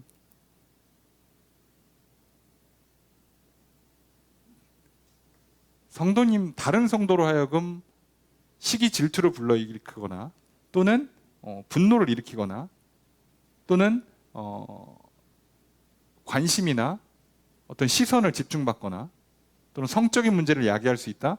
그러면 목회자는 무조건 멈추게 만들어야 돼요. 이해가 되십니까? 저한테 따로 불러서 지적을 안 받았다. 이러면 잘하신 거예요, 나름. 예, 그 정도 뭐 무난하신 겁니다. 예. 이렇게 하는 거예요.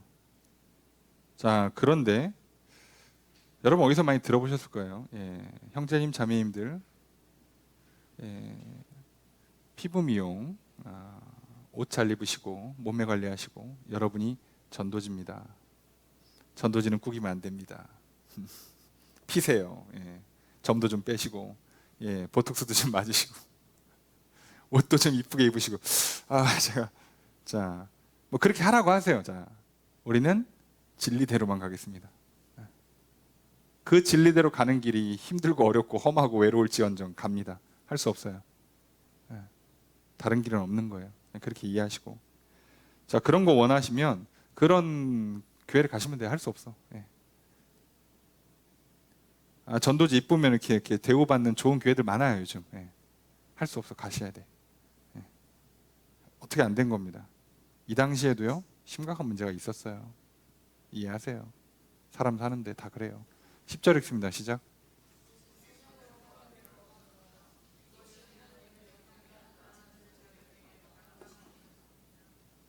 주어서 어떻게 할까요? 내가 원한다죠. 그죠? 원한다. 뭐를? 오직 선행으로 단장하기를. 그죠? 그래도 붙여야죠. 선행으로 꾸미네. 자, 자매님들, 선행으로 자기를 꾸미란 얘기예요. 착한 일로 자기를 드러내라고. 옷 말고, 액세서리 말고. 자, 이렇게 하는 게, 그죠? 이렇게 하는 게 뭐다? 이렇게 하는 것이 마땅하다. 이렇게 하는 게 마땅하다. 적합하다는 얘기죠. 어떻게 하는 거? 이렇게 하는 거. 앞에 선행으로 하고 단정하게 하고 이렇게 하는 게 마땅해요. 누구한테? 하나님을 경외한다 하는 자라고 돼 있어요. 아니 왜 여를 빼면 어떻게 해? 여자예요. 남자 아닙니다. 지금 여자 얘기하고 있는데 하나님을 경외한다고 하는 여자라면 이렇게 하는 게 마땅해요. 단정하게 옷 입고 선행으로 꾸미는 게 마땅한 거예요. 옷, 액세서리 아니란 얘기죠. 내가 교회 오는데 옷과 액세서리가 신경 쓰인다. 여러분은 지금 믿음과 진리에서 멀어져 있다는 뜻이에요. 목사님 솔직히 얘기해 보세요. 목사님도 남자인데 그렇게 꾸미는 게 더 좋지 않습니까? 저한테 무슨 의미가 있어요? 차라리 오셔서 기도 많이 하시고 봉사 많이 하시고 전도 많이 하고 헌금 많이 하시는 게 저한테 훨씬 이득입니다. 뭐 표현이 그렇습니다만 예쁜 여자 보기로 할 거면 TV를 봐야지 왜 성도님들을 봐? 뭐 그렇잖아요. 입장 바꾸로 생각해봐요. 여러분 제가 만약에 점 빼고 막 머리 하고 아침 막 예배 있을 때마다 아침마다 미용실 가가지고 막 머리 하고 오고 옷도 막 맞춤형으로 쫙 입고 오고 그 조명 막 이쁘게 만들어 놓고 해서 딱 쓰면 많이 좋으실까요? 그 좋은 거 보고 싶으면 여러분들도 TV나 드라마를 보셔야지 왜 여기를 봐? 여기서 아무리 꾸며봐야 거기 비빌 수나 있어요? 솔직히? 안 되잖아. 그거 왜 합니까 그거? 근데 우리는 뭐 한다고요? 믿음이 없고 진리가 없기 때문에 시기 질투 미움 다툼 분노 경쟁이 발생하는 거예요. 그래서 어떻게 하라고요? A씨당초 원천 차단을 시켜버리는 거예요. 하지 말라고. 못하게 만드는 겁니다. 물리적으로 만들 수밖에 없어요. 여러 사람이 모여있기 때문에 좋게 좋게 안 돼요. 현실에선. 물리적으로 강제할 필요가 있어요. 안 되는 건 안 됩니다. 그 기준을 잡아주는 걸 지금 가르쳐주고 있는 거예요. 그리고 그건 우리에게도 똑같이 해당하는 겁니다. 자, 11절 읽습니다. 시작.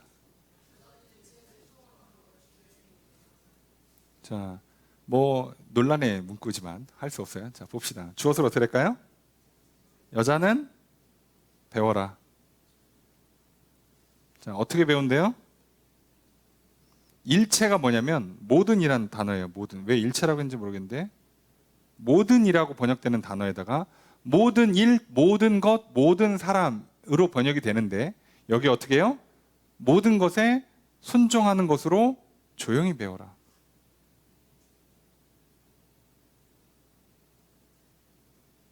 자, 어떻게 해요? 순종하는 것으로 조용히 배워라. 나대지 마세요. 말 많이 하지 마세요. 라는 뜻이에요. 그 얘기를 왜 할까요? 분명히 교회에서 이 당시에 앞장서서 시끄럽게 떠드는 사람들이 있었어요. 그 문제가 나오죠. 고린도에도. 예수님께서 또는 성경을 통해서 남녀가 구원에 있어서는 평등하다고 가르쳐 놓으니까 사람들이 무슨 착각을 한 거냐면 교회에서도 남녀가 평등하다고 생각한 거예요. 여러분, 구원에 있어서 평등한 거랑 우리가 이 땅에 살면서 남녀가 사회 공동체를 이룰 때 어떤 역할을 수행할 때 어떻게 평등할 수 있냐고. 여러분, 우리가 하나님 안에서 다 형제 자매예요. 그렇다고 여러분 나이가 30살, 50살 차이 나는데 말 놓을 거야? 예? 예? 아니 저기 할아버지 계시는데 우리 다 한 형제 자매니까 어르신도 좀 청소 좀 하시죠. 이럴 거냐고. 지금 지팡이 짚고 있는데. 그럴 수 없잖아요. 왜 우리가 갖고 있는 사회, 문화 또는 신체적인 특성들 자체를 무시하고 평등하게 생각하는 사람이 2000년 전에도 있었고 당연히 지금도 있는 거예요. 지금은 조금 더 뭔가 그럴듯하게 만드니까 거기에다가 뭐 이름을 붙여놓는 거야. 무슨 뭐 무슨 주의 해가지고 붙여놓는 것 뿐이지 똑같았어요, 여러분. 옛날에도. 그러니까 바울이 어떻게 합니까? 디모데야, 정신 차려. 선을 정해. 아니야. 영원히는 모르겠고 하여간은 기본적으로는 이건 아니야. 여자들은 먼저 배우는 것부터 하라고 해. 나오는 거 말고 뒤에 있는 것부터 시작하라고 그래. 왜 이렇게 하는지를 좀 보셔야 돼. 이것도 이유가 있어요. 자, 12절 함께 읽습니다. 시작.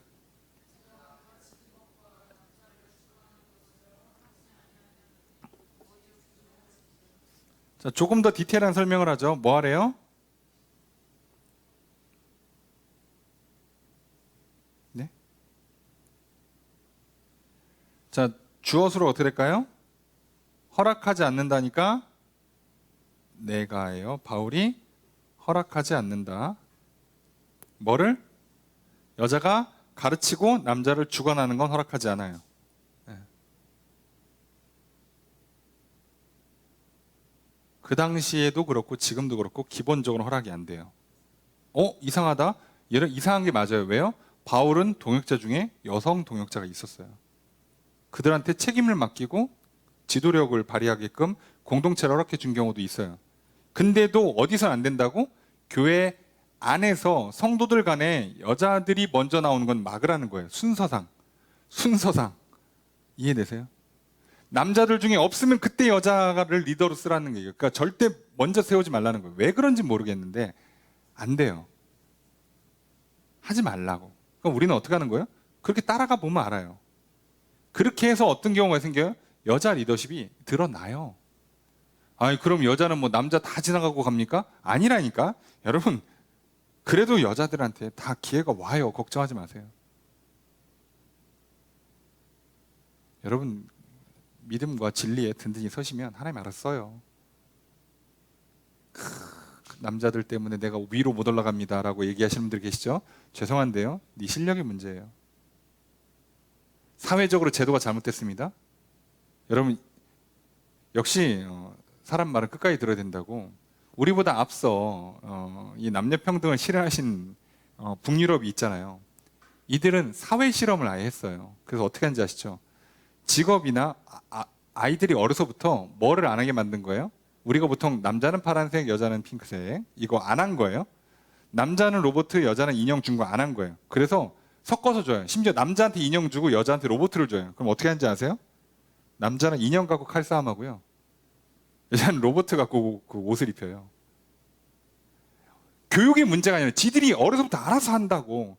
그래서 사회적으로 교육을 똑같이 시켜놓고 사회로 내보냈어. 자율 선택을 맡긴 거예요. 문화적인 개입을 안 시킨 거라고. 교육을 안 시킨 거야. 강제를 안 시켰어. 그랬더니 어떻게 된지 아세요? 직업적인 특성이 있는 데가 있잖아요. 소위 뭐 배관공 같은 거 여자 아무도 지원 안 해요.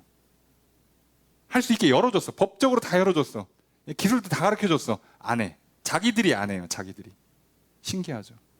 그래서 자유를 줬더니 더 성의 역할이 더 두드러지게 드러났더라가 결론이 나왔어요. 더 놀라운 건요. 이 논문이 나온 지 몇 년 안 되거든요. 우리나라에 소개가 안 됩니다. 그죠? 그 몇 년 전쯤 그 분위기에서 그거 소개했다가는 제가 사회에서 매장당하죠. 예. 소용이 없다고. 그러니까 이유를 불문하고 따라가 보자고요. 예. 거기에 하나님의 섭리가 있고 질서가 있는 거예요. 그게 왜 뭐가 문제야 그게. 그리고 그 얘기가 뒤에도 나와요. 그 얘기 뒤에 나옵니다. 자, 오직 조용해라. 우선 조용히 있으란 얘기예요. 분명히 이거 얘기하면 하니까 우선 조용히 있어. 시켜놓고 이제 가는 거죠. 13절 읽습니다. 시작.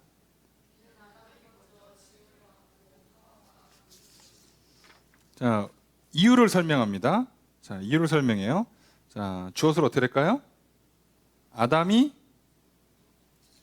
먼저 지음 받았다예요. 네? 먼저 지음 받았다. 순서로 보자. 창조하는 순서는 남자 먼저, 그다음 여자. 그리고 14절 읽습니다. 시작.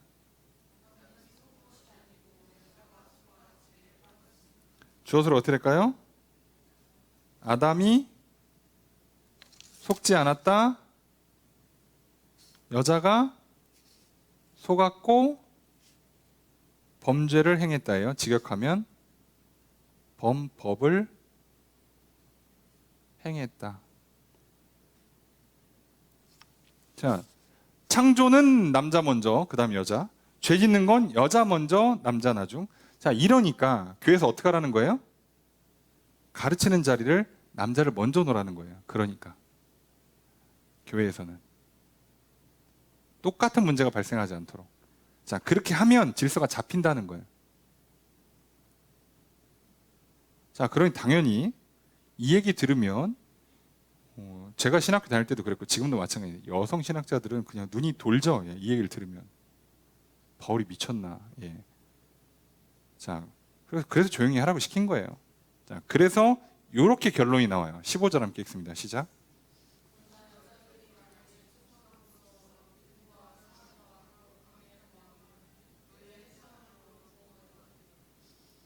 자, 바울이 정말 천재라고 느끼는 게 이 15절에 나와요. 주어서를 한번 볼까요? 여자들이 구원을 얻는다. 구원을 얻는 순서를 한번 잘 보세요. 어떻게 해서 구원을 도달하는가? 자, 여자들이 만약 뭐 하면 정숙하다. 자, 이거 정숙하다라고 하는데 이게 신중하다는 뜻이거든요. 신중, 절제. 그러니까 이 말을 함부로 안 하고 입을 다물고 소위 듣는 거 먼저 한다는 뜻이죠. 입 다물고 차분히 기다려보고 이렇게 하면서 뭐부터 하는 거예요? 믿음과 사랑과 거룩함에 거하면, 거룩함으로 거한다는 표현이 좀 우리가 익숙하지 않지만 살면이에요. 그죠? 산다, 거주한다, 머무른다는 뜻이잖아요. 믿음과 사랑과 거룩함으로 살면 이 사람의 구원은 어디에서 진짜 그 여자의 구원에 이 뭘로 증명이 되느냐? 해산으로. 해산이 뭘까요? 출산이에요. 해산이라고 번역해서 이상한데 출산이에요. 그러니까 여자가 신중하게 말 잘 듣고 잘 배워서 믿음과 사랑과 거룩함에 거하면 이 사람이 여자로서 가장 그 하나님의 구원을 누렸을 때 그 정점이 어디서 오는가? 자녀를 낳고 자녀를 믿음으로 기르는 데서 온다는 거예요. 여자가 갖고 있는 가장 포인트는 여기에 있다는 거지. 교회에서 사람 가르치는 게 아니고 정확히는 여자의 특장점은 자녀를 낳아서 믿음의 자녀를 양육하는 게 핵심이라는 얘기예요.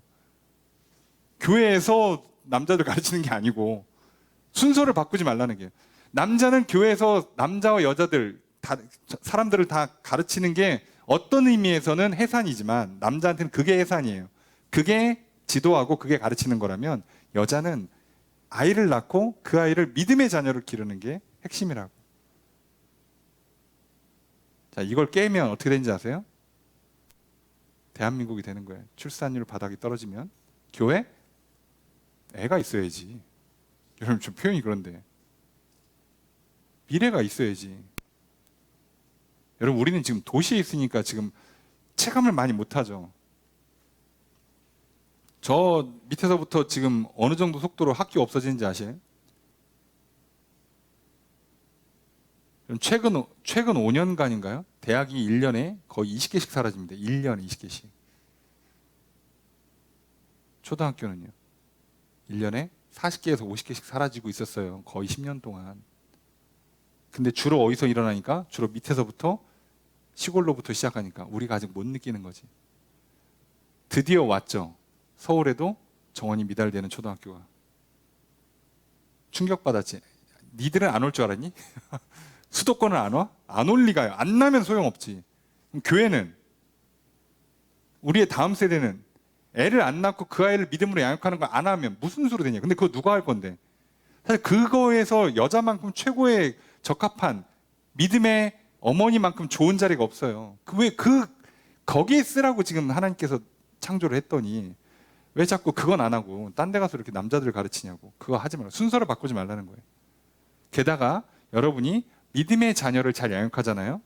교회에서 알아서 여러분 리더로 세웁니다. 아세요? 그렇잖아요. 남자들이 그 공적인 자리 리더십으로 많이 올라가니까 쉬워 보이죠, 여러분. 해보신 분들은 알아요. 자기 실력과 능력을 증명한다는 게 얼마나 어려운지. 뭘로 증명할 건데, 여러분? 아니, 학벌은 입학하는 조건이지. 내가 위로 올라가는 조건이 아니잖아요. 내가 하버드 나오면 뭐 대기업에 나 회장님을 쓴답니까? 예? 나 무슨 파트의 부장으로 막 스카우트해요? 능력을 증명해야 되잖아요. 이게 얼마나 어려워요. 능력을 증명할 기회조차 안 준다니까? 치열하게 싸워서 올라가는 거예요, 다. 그렇잖아. 자매님들도 그 전쟁에 굳이 왜 뛰어드냐고. 해서 뭐 하려고. 나는 결혼하고 애 안 낳고 믿음의 어머니 안 하고 나도 저 리더십이 있는 저 자리에 내가 올라가고 싶습니다. 그러면 뭐가 무너져요? 궁극적으로는 교회가 무너지고 가정이 무너지고 나라가 무너져요.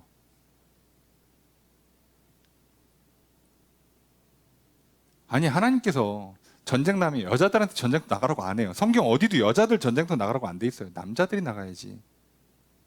똑같은 거잖아요. 그렇게 하는 거예요. 그렇게 만들어준 거예요.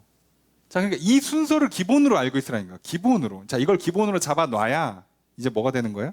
그래야 그 다음 일이 일어나는 거예요. 자, 속지 마십시오. 그러니까 여러분들, 내가 예수 그리스도 안에서 하나님을 믿고 그래서 구원받고 그래서 내가 믿음 안에서 진리 안에서 자라고 그럴 수 있도록 양심을 통해서 찔러주시고 계속해서 양심을 통해서 나를 거룩한 길로 인도해 주시는 걸 잘 따라가면 그러면 이제 내가 교회 공동체에서 믿음에 기도하면서 열심히 살다가 믿음의 형제자매가 만나서 가정을 이루어서 자매는 우선 믿음의 자녀를 양육하는 믿음의 어머니 역할을 해주고 형제는 교회에서 리더십으로 성장을 해서 그래서 이들이 나이가 들면 둘 다 좋은 리더로 다 올라오는 거예요. 이걸 기본으로 알고 있으라고 얘기하는 거예요. 기본. 이걸 깨려고 하는 사람들은 커트시키라는 거예요. 특수한 경우가 있을 수 있다니까, 그죠? 각 지역에 여기는 아예 그냥 장수마을이야. 애가 없어. 애시당초 없어. 여기는 아예 남자가 없어. 그럴 수 있어요. 그런 특수한 케이스들은 제외하고 일반적인 경우에 에베소 같이 다양한 민족이 오는 심지어 여기는 무역도시고 대도시란 말이에요. 이런 데에서는 이런 문제가 안 생기니까 오히려 와서 별소리 다 나오니까 그거 말고 질서를 잡으라고. 기본입니다. 자, 게다가 우리도 여기랑 별반 조건이 다르지 않아요. 이 기본기를 깨려고 하지 마세요. 양심을 찌르는 방식으로 하나님께서 죄를 알게 하시거나 진리를 알게 하실 때 따라가셔서 예수 그리스도를 통해서 하나님을 믿으시고 그 믿음 안에서 구원받으시고 그래서 구원받은 자로서 이제 기도하시면서 진리의 말씀 안에 거하시면서 믿음의 공동체 교회를 세우시고 남자는 남자대로 여자는 여자대로 각각의 자리에서 자기 일들을 맡으시면 하나님이 알아서 높이시고 세우시고 쓰십니다. 이게 기본이기 때문에 지금 바울은 디모데한테 여기서 헷갈리지 말라고. 너 별의별 소리 다 들을 거야. 정신 놓으면 흔들려. 그러니까 꼭 기준을 잡아라고 하면서 이걸 뭐라고요? 명령으로 준 겁니다. 참고 문헌이 아니에요. 명령문입니다. 디모데전서 거의 다 명령문입니다. 기억하세요. 오늘 우리한테 명령이에요. 속지 마세요. 하나님이 내게 남자라는 성별, 여자라는 성별을 주신 건 사실상 명령이에요. 선택지 준 게 아니에요. 나의 외모를 주고 재능을 준 건 명령입니다. 그냥 받는 거지 거절을 할 권한이 없어요. 안 받고 땅에 묻으면 거꾸로 지옥이에요. 쓰세요. 그리고 이걸 쓰고 안 쓰고의 문제는요. 사실상 실제로는 전쟁이라니까. 사단과 우리는 여기서 싸우는 거예요. 양심의 찔림을 받냐 안 받냐. 진리의 말씀을 받냐 안 받냐. 믿느냐 안 믿느냐를 놓고 싸우는 거라고. 다른 싸움이 아니라고. 이 싸움에서 패배하시면 천국이고 교회고 다 날아가는 거예요. 그래서 우리는 이 싸움을 싸워야 합니다. 싸워서 이기셔야 합니다. 그래서 늘 기도와 말씀 안에서 깨어 계시고 늘 이 싸움을 싸워 이기는 힘을 얻으셔서 승리하셔야 합니다. 오늘 비록 바울이 디모데에게 교회에서 어떻게 정신을 차리고 어떻게 지도해야 되는지를 가르쳐준 말처럼 보이지만 실제로 우리 한 사람 한 사람에게 주시는 실제 생활의 신앙생활의 기본기와 신앙생활의 양식들을 알려주신 거예요. 오늘 내게 주시는 말씀으로 듣고 또 믿고 따라서 우리도 교회를 세우는 귀한 하나님의 일꾼들이 되기를 또 증인이 되기를 그래서 믿음의 선한 싸움에 이겨 승리하고 구원의 복을 누리며 이 땅에 살아간 동안에 하나님이 주시는 놀라운 상과 복을 누리며 살아가시기를 교회를 세우고 가정을 제대로 세워가는 동시대 사람들과 함께 살아가고 다음 세대를 세워가는 귀한 삶이 되시기를 주의 이름으로 축복합니다. 말씀을 정해 보겠습니다. 바울은 에베소에 남아 사역하는 디모데에게 편지를 보냅니다. 바울은 디모데에게 명령을 맡깁니다. 이것은 그리스도교의 진리를 전승하는 방법입니다. 스승이 제자에게 가르침을 내리고 이후 그 제자가 다른 사람을 제자로 삼아 가르치는 방법입니다. 바울은 디모데에게 이전에 가르친 예언들을 따라서 선한 싸움을 싸우라고 명령합니다. 영적 전쟁을 치르기 위해 믿음과 착한 양심을 가지라고 권면합니다. 믿음과 양심은 밀접한 관계를 갖고 있습니다. 양심의 가책을 통해 성령님께서 하나님을 인식하게 만들고 회개하게 만듭니다. 양심의 가책을 통해 진리를 기억하고 순종할 수 있게 만듭니다. 양심의 가책을 계속해서 외면하면 하나님께서 은혜를 거두사 믿음을 갖게 되거나 믿음이 자라게 될 수가 없게 됩니다. 그러면 양심을 통해 믿음으로 인도하시는 그러므로 우리는 양심을 통해서 믿음으로 인도하시는 하나님의 은혜를 받아 누립시다. 선한 양심과 믿음으로 거짓 교훈과 신화와 족보와 같은 것들과 영적 전쟁을 싸워서 이깁시다. 둘째로 바울은 디모데에게 기도할 것을 권면합니다. 디모데의 목회에 관해 모든 것 가운데 첫 번째로 권면하는 것이 기도입니다. 기도, 간구, 중보기도, 감사기도 등 기도에 힘쓰라고 권면합니다. 이는 모든 사람이 구원을 받고 진리를 아는 데 이르기 위함입니다. 특별히 높은 지위에 있는 사람들을 위해 기도하여 평안한 생활을 누리라고 권면합니다. 바울은 디모데에게 성도들에게도 기도를 권면하라고 가르칩니다. 이처럼 기도는 우리 신앙생활에 있어서 핵심입니다. 우리도 기도합시다. 일상의 기도, 간절한 기도, 중보기도, 감사기도 등 하나님께 기도합시다. 예수 그리스도의 이름으로 기도합시다. 모든 사람이 구원을 받도록 기도합시다. 평안한 삶을 누리도록 기도합시다. 항상 깨어서 기도합시다. 기도함으로 승리하시는 저 여러분 되시기를 주님 축복합니다.